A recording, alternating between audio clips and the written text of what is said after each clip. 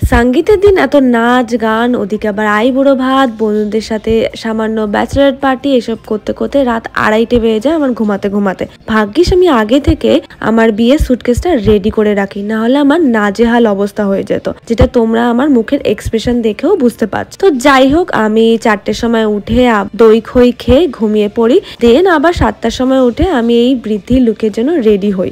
এত সুন্দর করে শাড়িটা আমার বোনের বান্ধবী পরিয়ে দেয়, আর মেকআপটা আমি নিজেই করি, আর মুকুট আর জুয়েলারি গুলো আমার এক দিদি এসে পরিয়ে দিয়ে যায়। সকাল থেকে রিচুয়ালস আমার শুরু হয়নি, তাই ফাঁকা টাইম ছিল।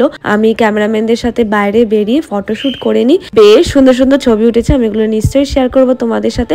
তারপর তো আমি অস্থির হয়ে যাচ্ছিলাম, কেননা অনেক বেলা হয়ে গেছে, ঠাকুর মশাই কোনো পাত্তা নেই, বৃদ্ধির জন্য ডাকছেই না। আমি লিটারালি তাড়া দিচ্ছিলাম যে কখন শুরু করবে। দেন 12টার সময় আমাদের বৃদ্ধি শুরু হয়, দেন ফটোশুট চলে, এরপর শুরু হয় কোনো রকমের গায়ে হলুদ। দেখা হবে গায়ে হলুদের ব্লগে।